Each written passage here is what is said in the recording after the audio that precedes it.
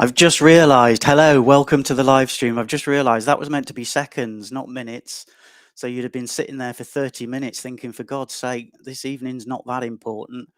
So I'm sorry about that. Next time it will say 30 seconds. So hello and welcome back to my Facebook live stream. This is going across Twitter and YouTube. Not on Instagram yet because I don't think I can do that. Anyway, it's going to enough places to get an audience, hopefully. I'm very lucky this evening to be joined by an old friend of mine, actually, a very dear old friend called Vicky Howarth, who will introduce herself in a moment. And we're going to be talking about organ donation. So if there's any of you out there that have got a burning desire to be a member of the organ donation team, or if you've just got lots of questions you need to ask about this very difficult role, I'm always full of admiration for the specialist nurses in organ donation, for the rest of the conversation to be called SNOD, because they come to the family and the patient's life at a very difficult time, and even approaching the family just would fill me with dread. So there's a lot of skills to be used there, and they're always so friendly and so efficient. So I'm always very impressed by the snods that work out there. So if there's any of you listening that would equally like to send some praises, then please do so. If you've got any questions, please pop them in the chat. I think probably we'll do a Q&A at the end as Vicky's chatting away, or as Vicky and I are chatting away, because it's not a presentation type thing. I didn't want it to be that formal. I wanted really just to have a conversation. That's something that I can use on the podcast then as well. So people out there who can't make it to this evening or prefer to listen in the car or while they're walking the dog, which is what I do, can benefit from that as well. So ask your questions by all means. But one of the first things I want you to do is, if you are in the room, and I could be talking to myself, it could be Vicky and I just having a chat, which is also absolutely fine. But if you are in the room, please introduce yourselves. Tell me where you work. Tell me what role you're in. Are you a nurse? Are you a physio? Are you an advanced practitioner? Are you a doctor? We do get doctors in the room from time to time. Please just tell me who you are and where you're from. And like I say, please ask those questions away. So without further ado, I'm going to put Vicky in the room as well. I'm absolutely delighted to have her here this evening, not just because of what she's going to talk about, because she is a very old friend. Vicky and I were just talking before I started the live stream that we were working together 25 years ago, and we've not seen hide nor hair of each other since then. Since then, she's had two more children, I think. Yep. I've had two children, and everybody's a lot more grown up than we were then. We did have some good times, though. Lots of good memories of that. Okay, so Vicky, why don't you start by just introducing yourself and telling us who you are and why you are here? Oh, Jonathan, thank you so much. And it's been too many years. There was a lot of memories. All seem to start with, you remember that time when I was drunk? Anyway, listen. So yes, my name is Vicky. I am currently a lecturer in adult nursing at Middlesex University. But 6 months ago, I was a lead nurse for critical care outreach. And prior to that, I had a very, very long, convoluted career in intensive care, which started back in 1988, would you believe? And I've been in critical care under many, many different roles ever since then. So I have lots and lots of experience in intensive care. But my interest in organ donation was tweaked on week one, back in 1988, week one, as a very, very junior staff nurse. I was allocated a patient who was being tested for brainstem death. And there's a number of Victorias. Oh, hello, Vickys. There's a number. So yes, I was allocated this patient with that was being brainstem tested, and I just thought, this is the most fascinating thing I've ever experienced. The SNOD, who were then referred to as transplant coordinators, came into the unit and kind of took over, and so we had lots and lots of conversations about this new concept that I'd never come across before, clearly, and I was hooked. I was hooked from week one, and it has been an absolute obsession of mine ever since week one. I was incredibly lucky.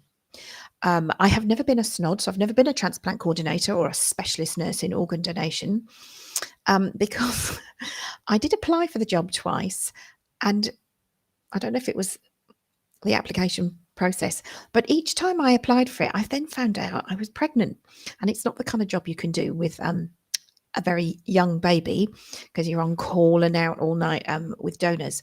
So I kind of gave up my dreams and hopes of being a SNOD. And kind of settled into intensive care life and running my services, etc., etc.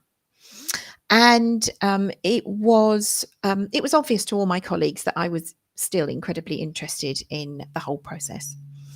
And the trust I worked at, which was the North Middlesex in North London, in Tottenham, made the decision that their clod, so their clinical lead for organ donation, could and should be a nurse, rather than, which is fairly routine for it to be a consultant, either in intensive care or ED. So I was interviewed for the role and was successful. And so I was the only clod in the entire country for a bit. I believe there is another nurse who has become a clod now, but it was a bit of a trailblazer to begin with. And I used to turn up to regional meetings, and people would look at me and refer to me as, "Oh, you're that, you're that nurse," when I was in a room full of other clods. But to be honest with you, it was the most fascinating role. As I say, I left the NHS back in December, so I've left that role now, but it is the one thing that I was really, really sorry to leave. I really enjoyed my tenure as a clod, and I worked alongside some incredible SNODs, so the specialist nurses. The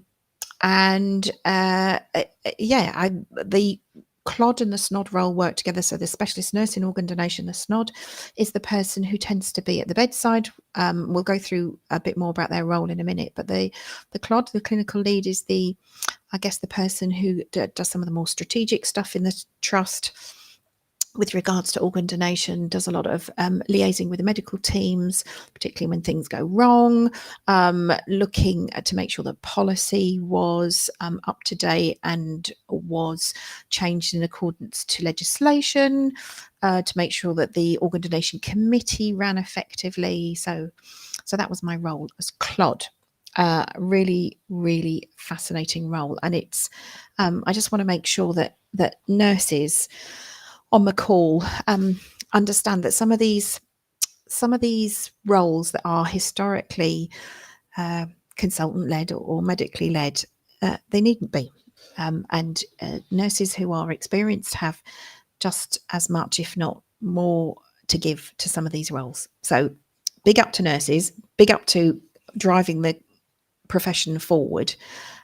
So yeah, that was my background with organ donation. And I think we're going to come. I think I want to come back to that point, but maybe a little bit later on about because since you and I were working together, Vicky, the role of the nurse, and not just the nurse, but the physios, the paramedics, has opened up massively, which is something I've certainly taken advantage of. And I can see that we've got some advanced clinical practitioners. We've got an ACCP in here, we've got an ANP, we've got an ACP. So it's nice to see you all here, everybody. And there are a few Vickys in there, aren't there? So maybe they thought that was an invite because you were Vicky. But really, the things I wanted to get out of this, and audience, please ask the question if it's burning and I don't ask it. But tell me first and foremost, I appreciate that you were a clod and not a SNOD, but from your experience, who is the ideal SNOD? What qualities are you looking for? Yeah, absolutely, because it is a role that attracts a very particular type of person. So these tend to be very experienced, either intensive care or ED nurses. The roles tend to start at band 7 and above. And it, so the role of the SNOD is incredibly varied. Their job, I guess, if you like, their raison d'etre, is to maximize the potential for organ donation across the board. And so they are supremely well trained, not just in the logistics of organ donation, but also if you imagine what they do day to day, is their training in good, effective communication, breaking bad news, asking difficult questions is absolutely incredible.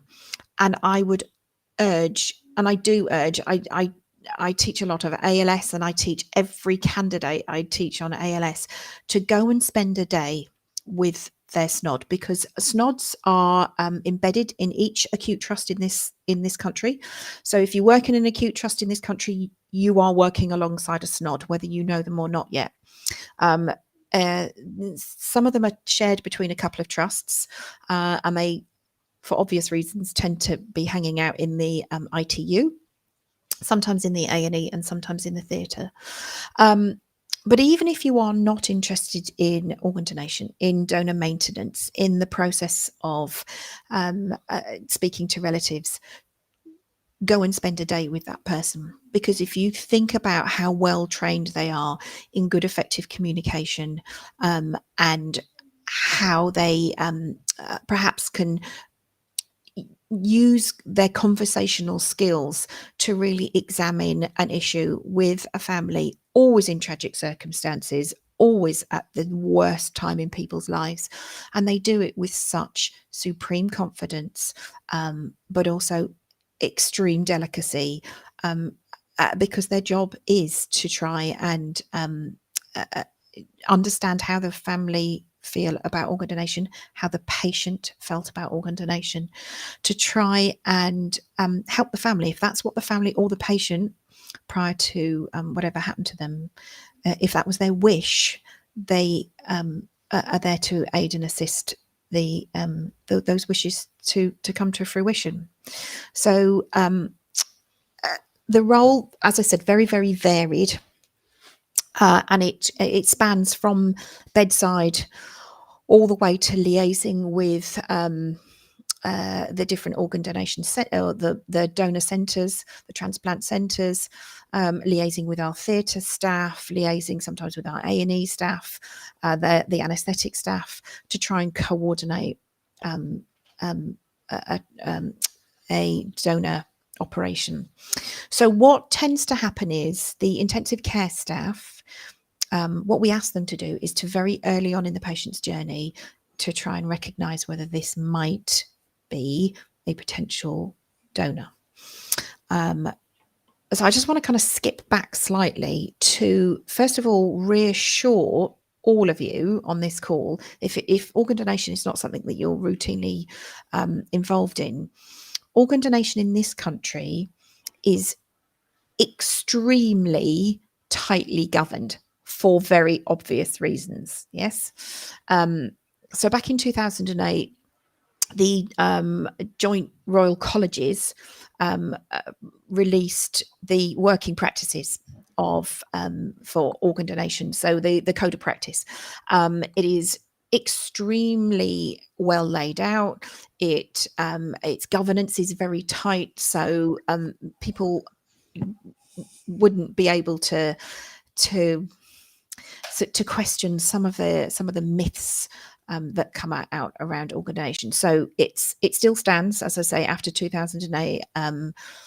There was the change in legislation 2 years ago, but we'll touch on that a bit later on. But it is, and as I said, it was agreed by all the joint colleges. It very clearly defines what a potential donor looks like. So there are a number of different streams that we can donate organs from. So down in the kind of very, very tiny numbers, and sort of the stuff that's in its infancy of research, is things like xenotransplant and stem cell transplants. Yeah? So that's kind of in the future, what they're looking at. coming forward a bit. So there are small numbers of transplants that take place from living donors. So someone that will donate a kidney, part liver, and that can be either to someone that they know or as a stranger. Small numbers still. And then we come on to deceased donors, which is the two biggest groups that that produce organs for transplantation, and they are subdivided into two very distinct different groups. So there's donation after brainstem death, and there, which has been, I guess, in this country, we've been testing brainstem death since the 60s, and we've been donating organs from those patients who were brainstem dead from that time, and producing larger and larger numbers of transplants as we've become much better at transplant surgery, at donor maintenance, and a recipient maintenance. And then about 20 years ago in London, so I can only talk about London. I don't know when the other parts of the country came online with this, but we started a program of donation of organs following cardiac death. So these are the patients that would donate organs following a withdrawal of treatment from intensive care. And that group of patients have been producing more and more organs. That's been the exponential growth in the numbers of transplants that we've been able to do. It's really been from that group of patients. It started off in its infancy, but it's now, and I can imagine in most of your units, it's now fairly routine for us to consider those patients that we're going to withdraw treatment on as potential donors. So skipping back to our SNODs, we ask that the staff in the intensive care unit try and identify who may become a potential donor quite early on in their journey, and for the staff in the unit to phone their local SNOD service as early as possible.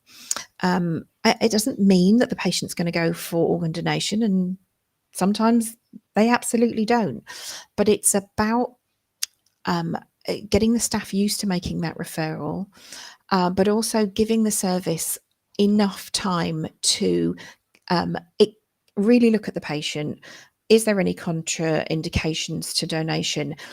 Allowing someone to come out to the unit to see what's happening, to really start examining it, so they can start thinking that if we do brainstem death test this patient, or if we do a planned withdrawal of treatment, that can be done in such a way that if it's the right set of circumstances, that we would be able to proceed with donation if that's what the family and the patient wanted. Just clarify for me, because you say early enough.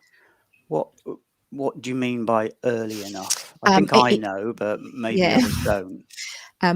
It's never too early, to be honest with you. So if you are planning to do brainstem death testing on someone, phone the service. It's as simple as that. If you are talking about a planned withdrawal of treatment, that's when you make that call. So it can't be done too early, to be honest with you. As long as the patient meets those criteria, or you think they might do, it's just easy to make the call. It's a call. If someone comes out to the department and those things don't proceed because they can't proceed, or the patient's physiology changes, it's a journey and a phone call wasted. That's it. But the potential of not doing it is that you may miss a potential donor. You may miss giving that family the opportunity to carry out the patient's wishes. So the earlier, the better when it comes to referral to the donor service. Okay, so just to go back to the original question, what qualities, when you're interviewing, and I'm assuming you've been in this situation, what qualities are you particularly looking for amongst anyone who's considering the role? I'm assuming that because they're going to get a lot of training, I assume, in things like communication with the potentially bereaved or the shortly to be bereaved. Yeah. What other kind of qualities are you looking for? What shines out for you? If I give you an average candidate and a very good candidate, Yeah. what's the difference? So the difference really is someone who understands the whole process, because it's a complex process. Someone who really shows that empathy and compassion and emotional intelligence, which they need to help the unit, help the patient's family to get to the decision, whether it be a yes or a no. That's absolutely whatever's right for the family and for that patient is the right thing, whether, as I say, whether it's a yes or a no. So you do need very, very good communication skills, as I say, a high level of emotional intelligence, lots and lots of, that kind of sympathy, that the ability to use non-verbals as well as verbals. Having some experience in organ donation helps. It's not absolutely necessary, but it helps. And someone who is not afraid to tackle the difficult questions, not afraid to tackle difficult subjects. Generally, it's someone who has had lots of experience with the acutely bereaved, so again is not frightened of acute grief and the responses to that. So yeah, that's the kind of qualities we would look for. So sympathy, empathy, emotional intelligence, excellent communication skills. Yeah. And how much background do they need? Because if there's people thinking about it, what are you requiring of them before they can even submit the paperwork? So as I say, the role tends to start at band 7. So we are generally looking at your senior band 6s in ED or ITU, who go for these roles. The training itself for a SNOD takes about 21 weeks, and they are, as you can probably imagine, they are buddied up with an experienced SNOD. A lot of it's classroom based. There's a lot of, is in any role, competencies to perform. It's a slightly different role to your normal nursing role, in as much as when they are on call, they can be out all night helping organise a donation procedure. So they need to be flexible, available. So it's it's not your normal day-to-day nursing role. They can have lulls where they have quiet periods, and yet they can have other periods where they're literally simultaneously trying to coordinate a donation from 2 separate units. So yeah, they've got to be able to flex. Okay, so talk to me about the training. You said that was 21 weeks. There's some classroom-based stuff, competencies, Yeah. etc. What kind of things are they doing in the classroom, for example?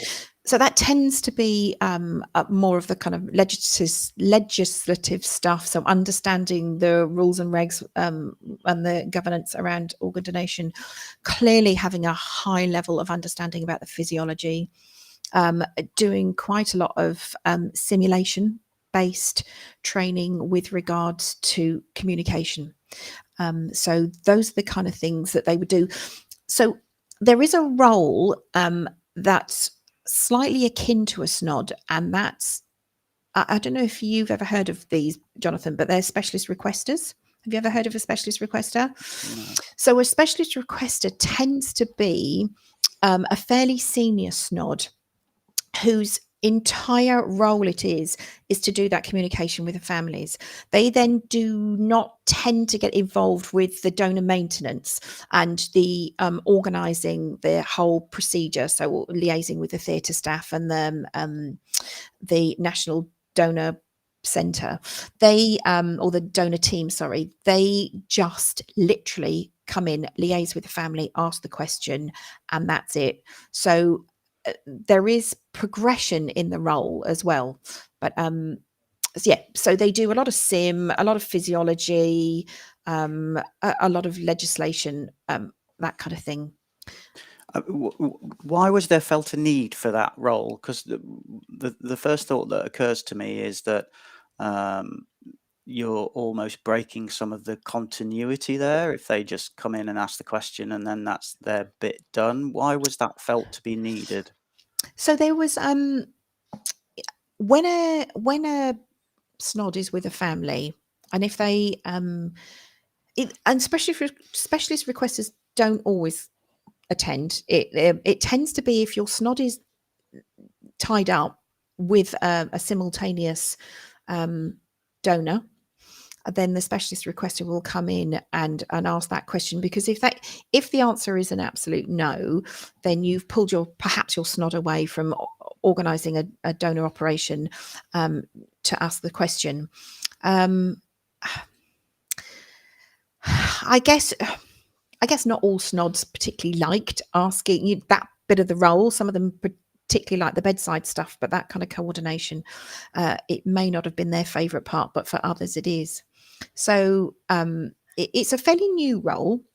I would say it's probably only about 5 or 6 years old in London anyway. And we just have a very small handful of specialist requesters in the London team.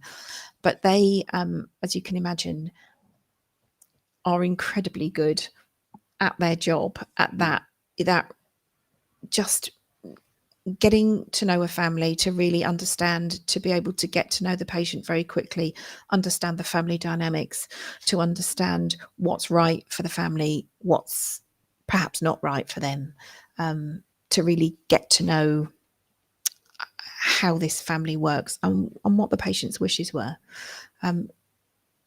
So the whole tagline that the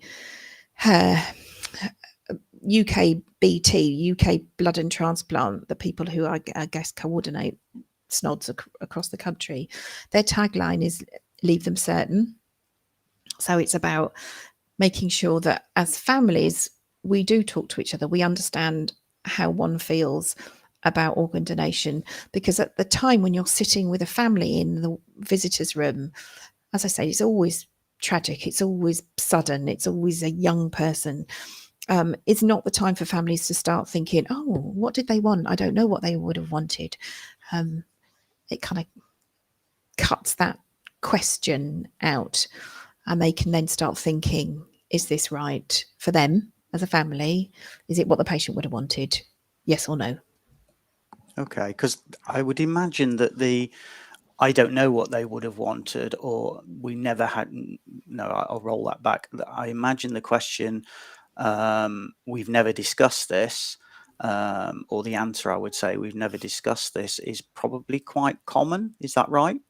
Yeah, absolutely. It's probably historically has always been the commonest reason for not donating, for a no. We didn't know what their wishes were. And how often do you think you can turn that conversation round to, I'm not saying the right result, because that's not the Yeah. right word, but to a result that is going to benefit somebody else? How often can that conversation be turned round? Is there a good success rate for that, or is it very variable? So funnily enough, the success rate, if that's the right word. So if we're using the term success to mean a positive outcome, and the patient then goes on to donate their organs, given the circumstances, the statistically speaking, the difference of that conversation taking place with or without a SNOD or a specialist requester is huge. And that's really one of the things that is very, very obvious to us as intensive care staff. And one of the reasons that we get our SNOD colleagues involved as early as possible, because that makes a huge difference. Statistically speaking, I don't know how, I wouldn't know the figure, to be honest with you, about are they able to turn a conversation. But statistically speaking, if you have a SNOD or a specialist requester doing that part of the whole process, you are 3 times more likely to be able to get a positive result. It's huge. Let's move on to okay, I'm working in a unit now. we've made the decision to call the SNOD. The patient, would we call before brainstem tests and say there is a possibility that this is something that may or may not happen? We've had no conversations with anybody about this, and I need to come back to the second part of that in a moment. What will then happen when I talk to the relevant people from your end? Yeah, okay.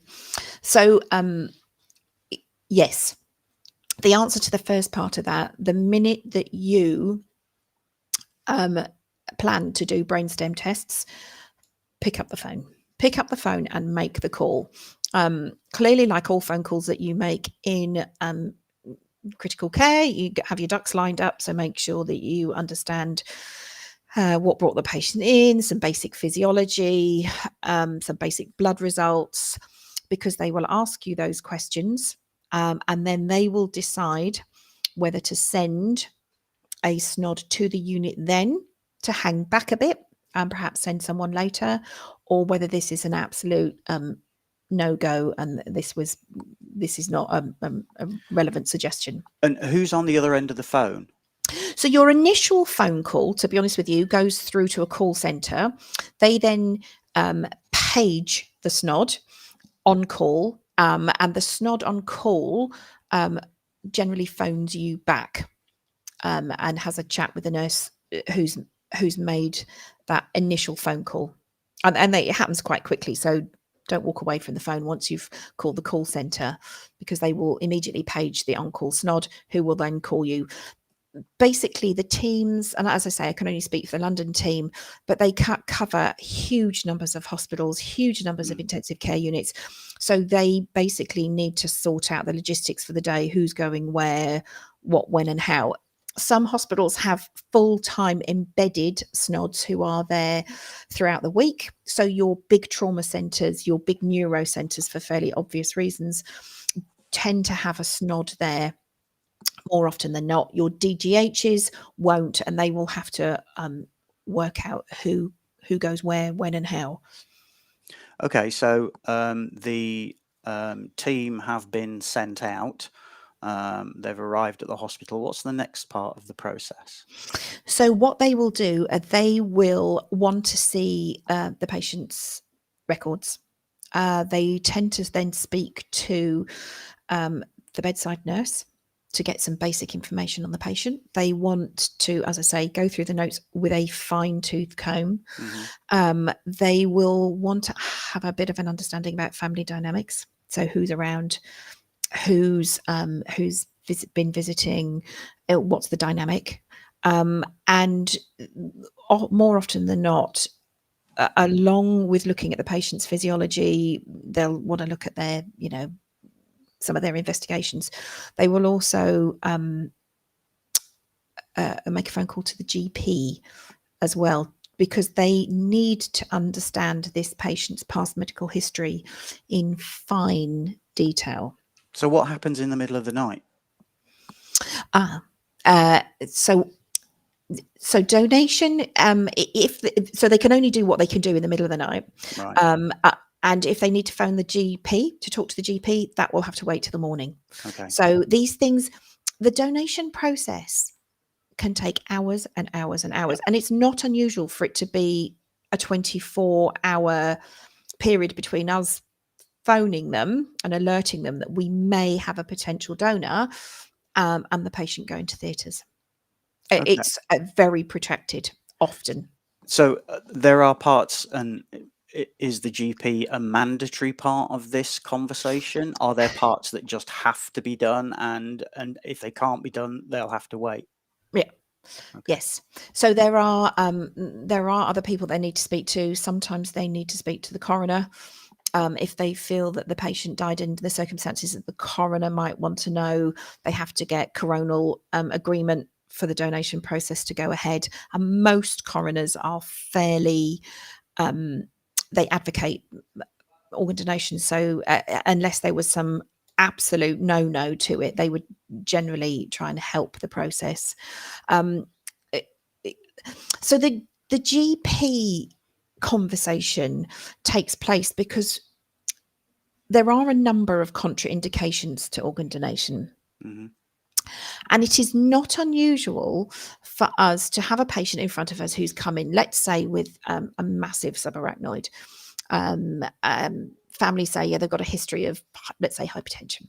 And for us to phone the GP and the GP to look back in the records, and they've got some weird history of a melanoma that was removed years ago, and or some weird thing that we might not initially be aware of, and the family might not tell us about because they might not think it was important.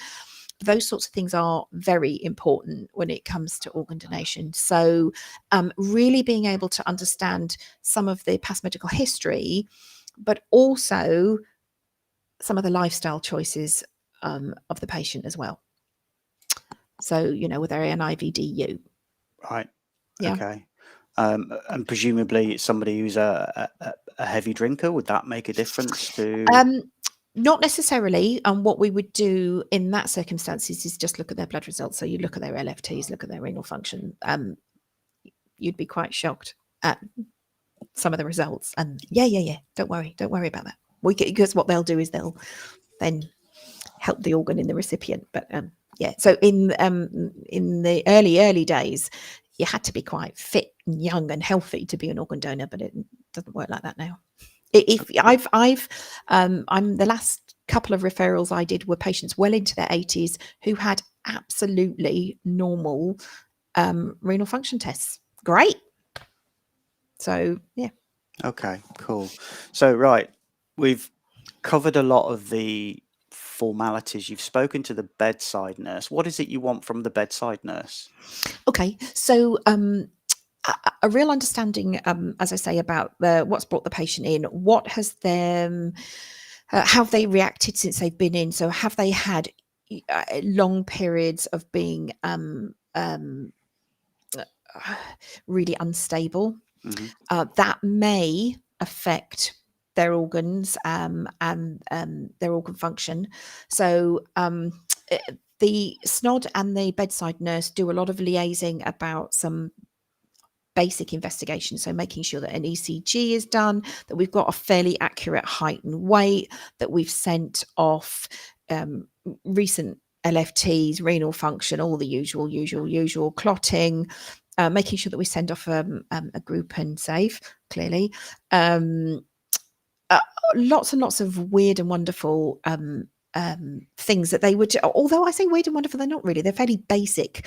But really to look back at the charts, have a look at periods of instability. Would that have caused a potential end stage organ injury? I just thought of something and it's completely popped out of my head. DI. So is the patient absolutely pouring urine? Have they developed diabetes insipidus because of their brain injury? And if so, how are we managing that? Patients who are brainstem dead, as many of you are listening know, that when you have herniated your brainstem, it sets off a series of events that can cause the patient to become incredibly unstable. So they're producing pouring huge amounts of hormones and catecholamines into the system. So their blood pressure will go up, it'll go down, their temperature will swing wildly. They may become very, very tachycardic. Their kidneys, as I say, just start producing huge amounts of urine, and you are constantly chasing their U's and E's and their fluid balance. Because of diabetes insipidus. So they can be very, very unstable patients, and you have to balance them very, very carefully. So it's about the SNOD and the bedside nurse really trying to prevent some of this, making sure that we keep their fluids up to date. If they need to go on vasopressors, absolutely. Yeah. Okay, so the focus then, because this is a phrase that I heard probably, I think everybody probably remembers the first patient they looked after that went for organ donation. And I remember the phrase being used that I'd not heard before, is that we need to protect the organs. So that was the emphasis there. And presumably the SNOD is thinking likewise as well, I'm assuming. Yeah. So once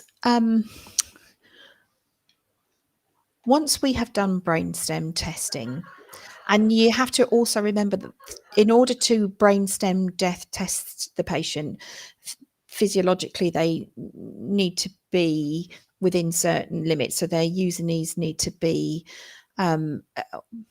basically within normal limits. Their temperature needs to be maintained within normal limits.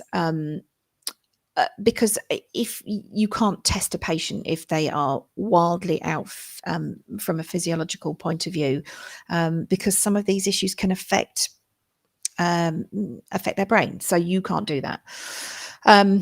Once we have absolutely diagnosed brainstem death, and once we have talked to the families, yes, our focus switches very much to maintaining the environment for those organs, which we have to remember are going to go to somebody that day, that next day, who is already somewhat compromised, the mere fact that they needed a transplant.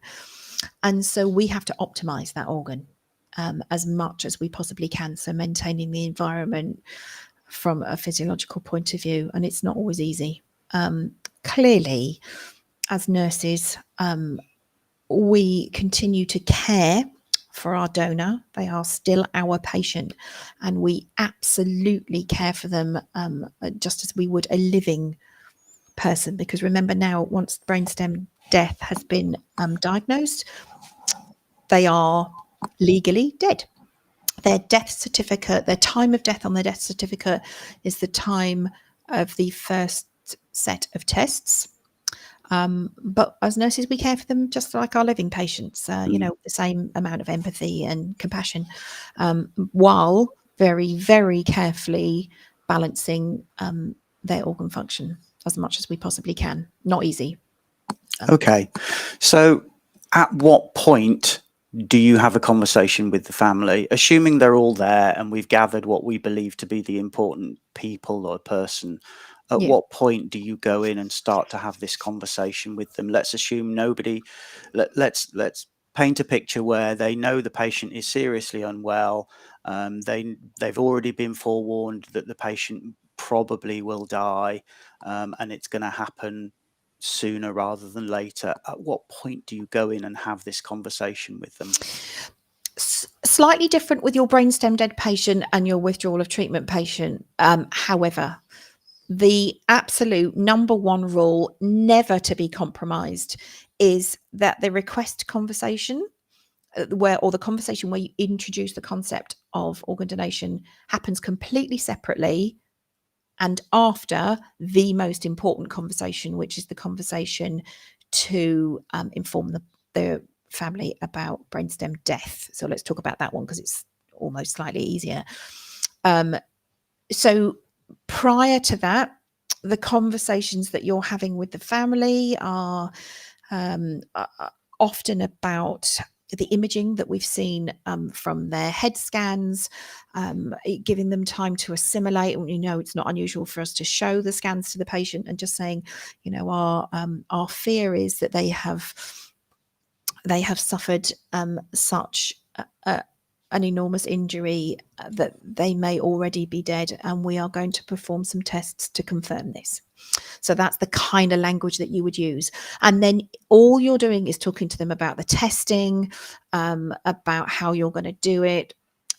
If they are diagnosed as brainstem dead, then we go and have that conversation with the families.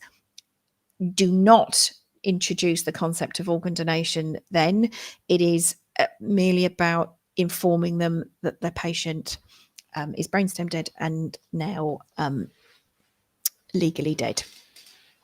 As you can imagine, the conversation is always harrowing. It's always hard. At that point, what tends to happen is your family say, well, what now? At which point you might say, we're going to leave you just to have a think about this, to come together as a family.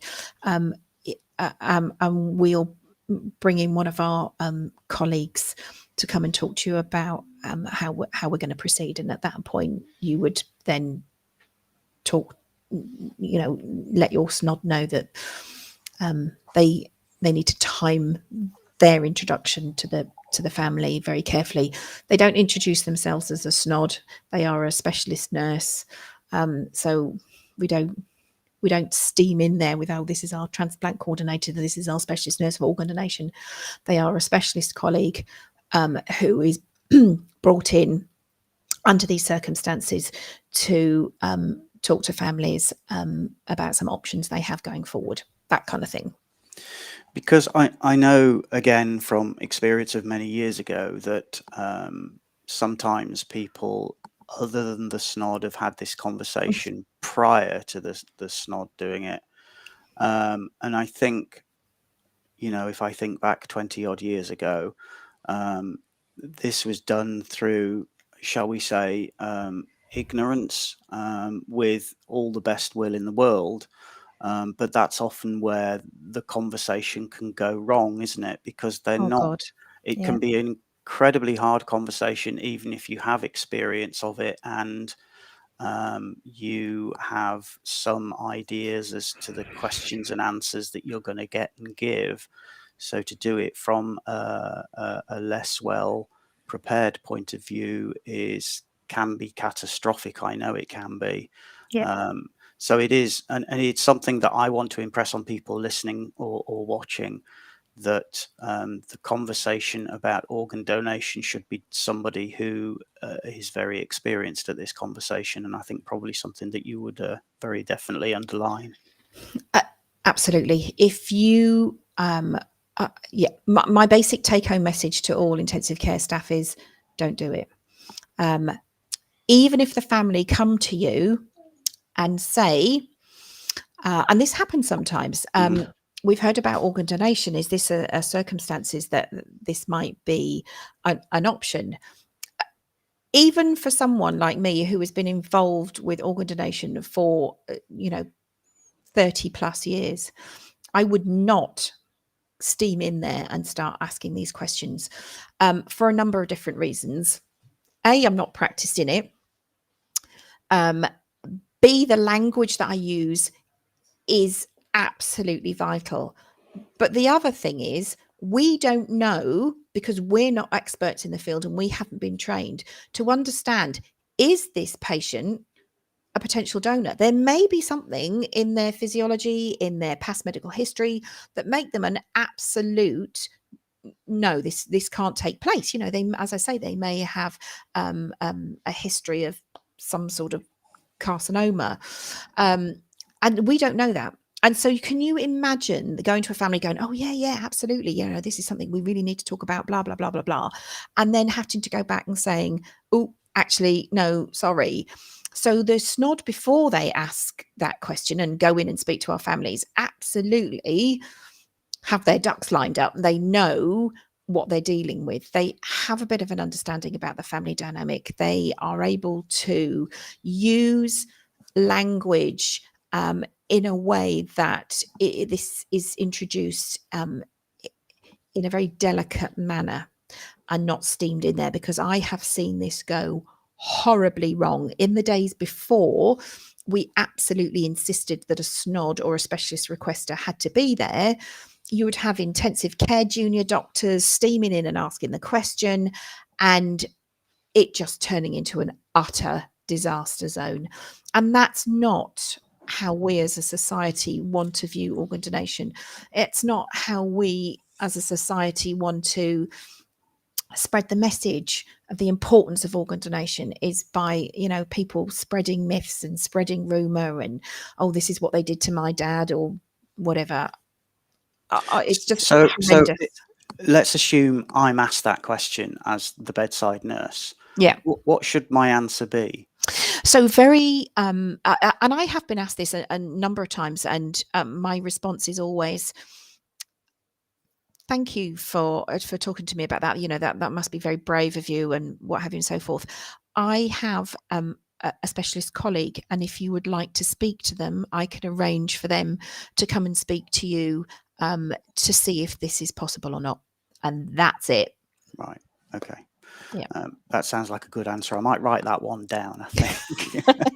I'll email it to you. Yeah. Okay. So, right, you're in the room. Talk me through the process. Oh God, it's so long and so protracted. So the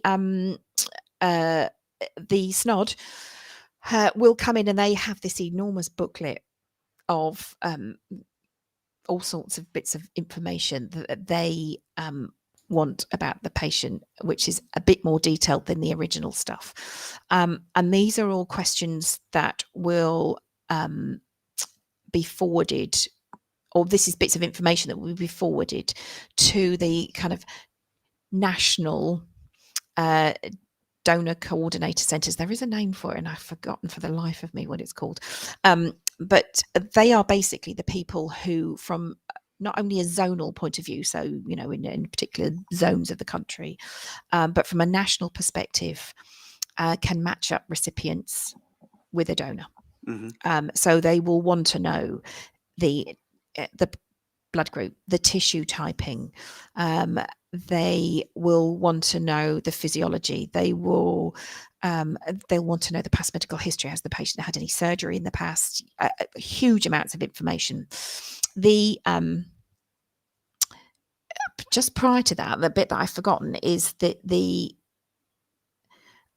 at the conversation that the SNOD has with the family, if they do agree, and remember they can't consent to it because you can't consent for somebody else, so they have to agree to the process taking place. The SNOD then has to have a bit of a sit down conversation, generally with just one member of the family, about some of the lifestyle choices of the patient, but also about each particular organ and each particular tissue, about whether they think that the patient would have wanted that, because some people are particularly squeamish about Eyes. Correct. Yeah, eyes and hearts. Mm-hmm. Some people may say to their families, "Yep, you can have what you want, but don't take my eyes, don't take my heart, what have you." And so they need to literally have that sit down conversation with them, organ by organ, by tissue by tissue. But how do they start that conversation as they're walking into the room? This is the specialist nurse. How does one phrase the organ donation side of it? Because essentially that's what they're going to be talking about. Yeah, so that conversation, so your specialist nurse goes in there. They will understand the dynamic of the family. It's sometimes almost advantageous to not, but because sometimes, you know, you can have, well, pre-COVID, you could have 10, 15 people in the room. You don't really want that when you're having that conversation, because it is such a delicate conversation. So often we ask for the very closest 2 or 3 next of kin, and then the specialist nurse goes in there, introduces themselves as a specialist colleague, and I mean, I guess there is no easy way of saying it, but they'll say, you know, I'm very sorry for you know, the news that you have been given. You know, I understand that this has been an incredibly stressful time. I'm here to talk to you about the options going forward. Has, whatever the patient's name is, have they ever spoken to you about organ donation? At which point you get that whole sliding scale of responses, from silence to horror and everything in between. And sometimes you get disagreements amongst family. So you'll have one saying, yes, yes, yes, this is brilliant. Another one saying, no, no, no, don't do it. And it's at that point the skill of the SNOD, and then being able to explore those issues with a family, that's absolutely where they come into their own, because they are able to debunk some of the nonsense that is out there, still out there. They're able to really, in fine detail, talk the family through the process, what exactly happens, you know, because I think people still think it's a bit like, you know, people just steam in there and rip their organs out, and it's not. It's incredibly delicate surgery. So it's being able to really explain things in detail to the family. And if you're not aware of that, process, if you are not experienced at it, it's going to go wrong. So again, that's why their experience and their knowledge really, really comes into its own.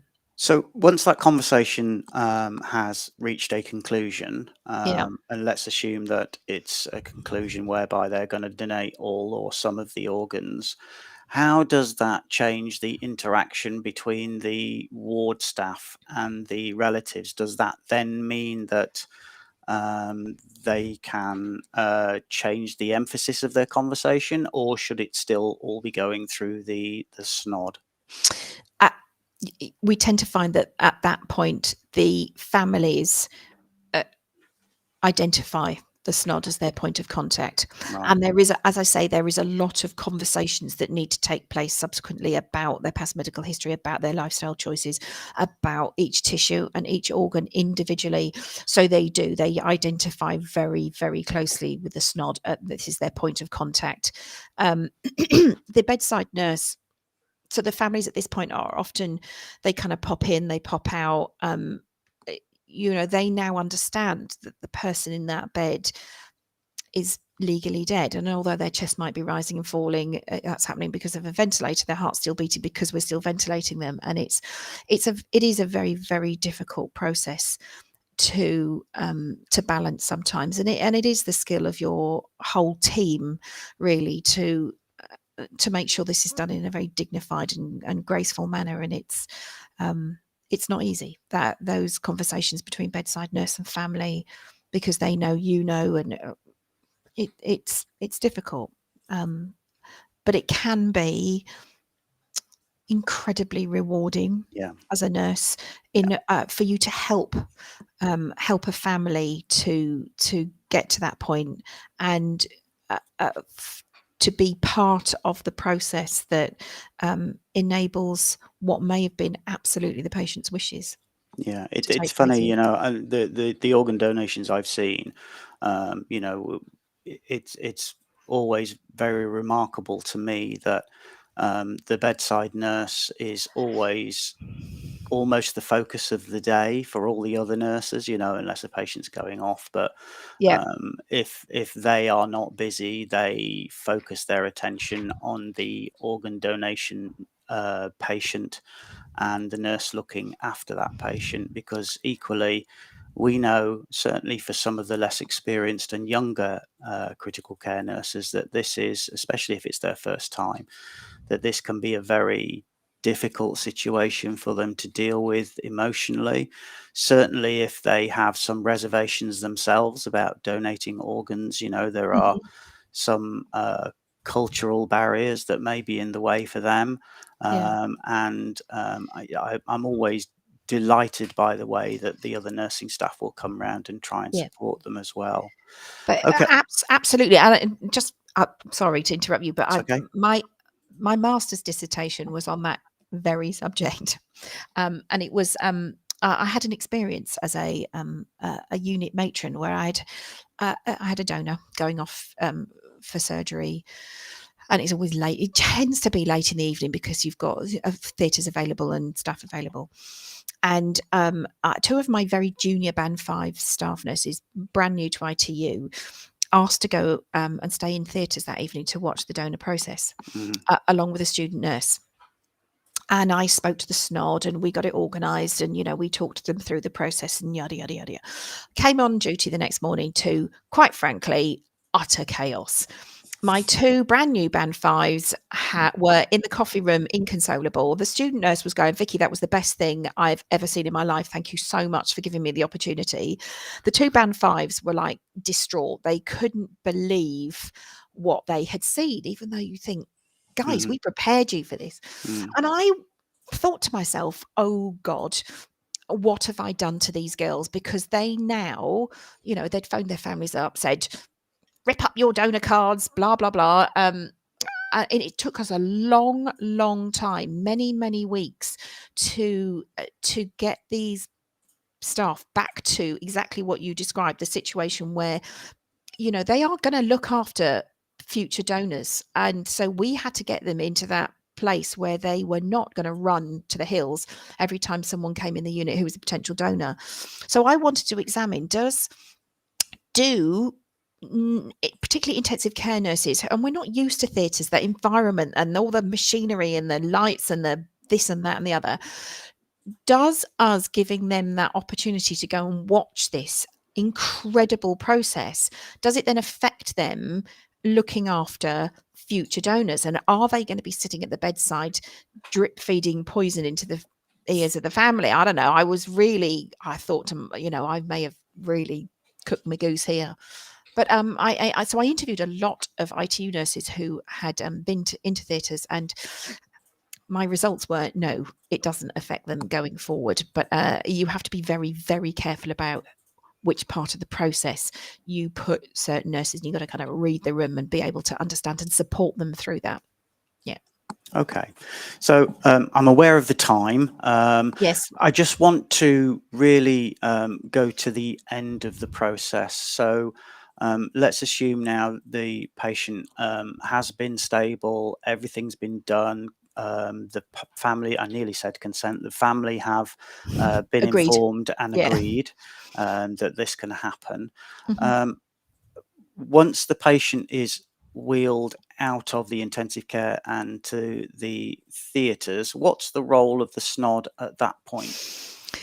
Really, really good question. They have a huge role to play during the surgery. And this is why it's such a diverse job, because they do get their clogs on and their hats on and they go into surgery, and they often act as a bit of a runner and certainly a liaison between the different teams, because you often have different teams pitching up. So you'll have your renal team and your hepatic team and whatever.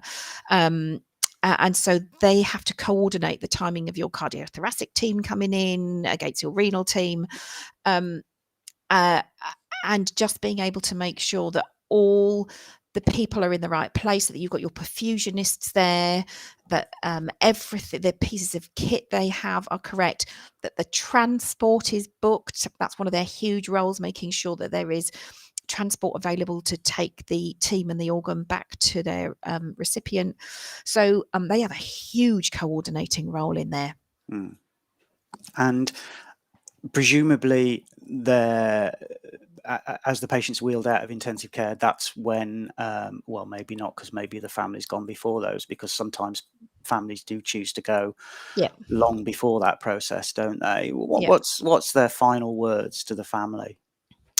So they actually keep in touch. The SNODs keep in touch with the families, and generally they agree with the family that once the surgical procedure has finished, that there is a phone call to somebody to say how it went. Okay. So that is often agreed with the family. And then going forward from that, they are available to answer any questions that the family have.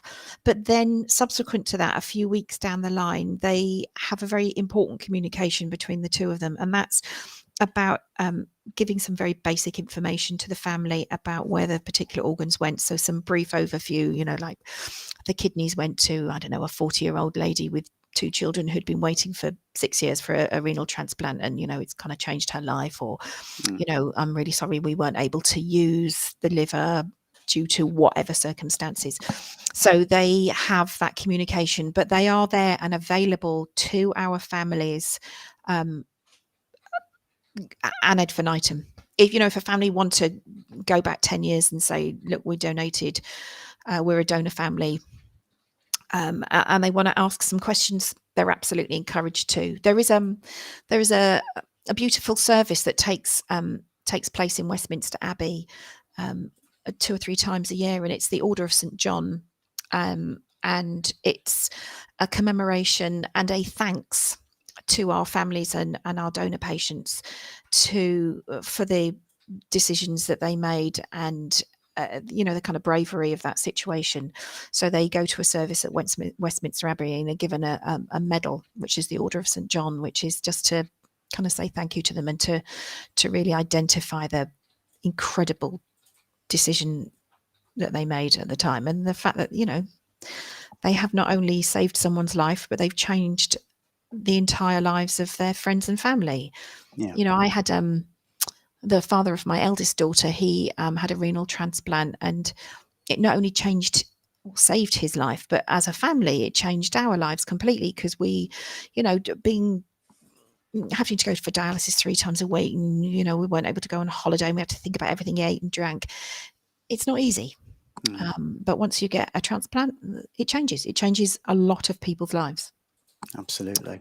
Yeah. Okay. And if I'm sorry, I just want to say quickly, and while I'm on the slightly sentimental side of things, but if I'm ever having one of those wobbles and we have a donor in theatres, and I'm just thinking this is all getting a bit much, I always take a wander to the front of the hospital, and I see that line of ambulances parked, and I know what they're there for, and it literally makes the hairs on the back of my neck stand up.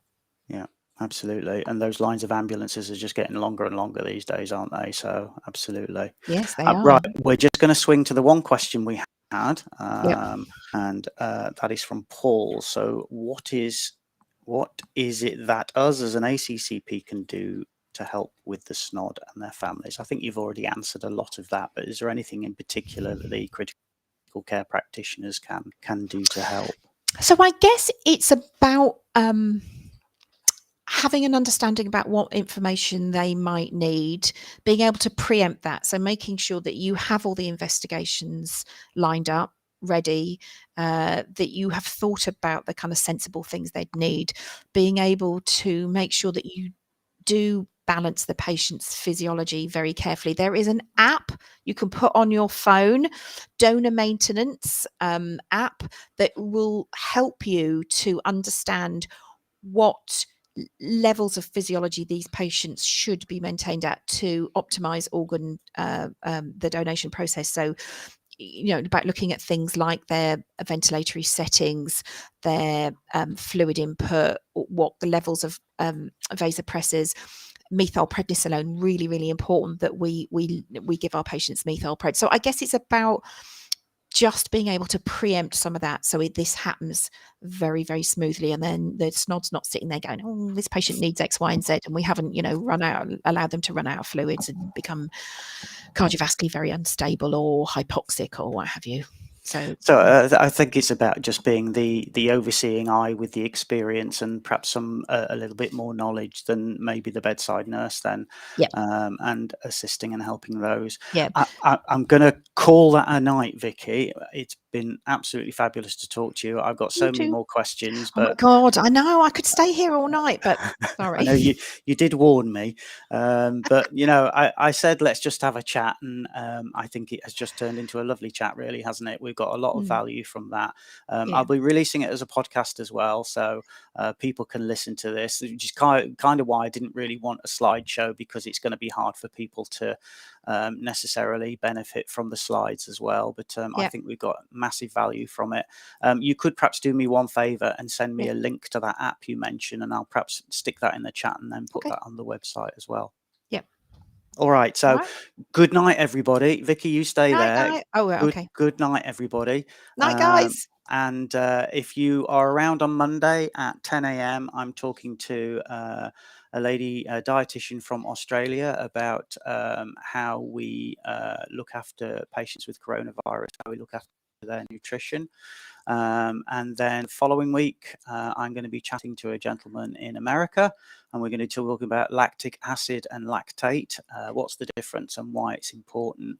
I've also got somebody lined up to talk to us and hopefully show us lots of nice cardiac and lung ultrasounds. For those of you out there that are thinking about doing the FICE or the FUSIC, the basic ultrasound, it's not...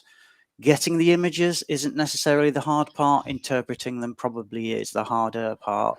But I hopefully that these two people will be able to take us and inspire some of you to go on and get these qualifications. So I won't take it any much more of your valuable evening. I hope you found that valuable. I certainly have. And keep an eye on the Facebook page. Look for me on Twitter. And if you've got any burning questions, or indeed if you've got anything you want to share and you're as brave as Vicky to get in front of the camera and share it, just let me know. I'm always here. I've got all my toys that I play with now. I'm turning into a bigger and bigger geek, but hopefully it will benefit me, my audience, and essentially, and most importantly, the patients that we look after. So I'll say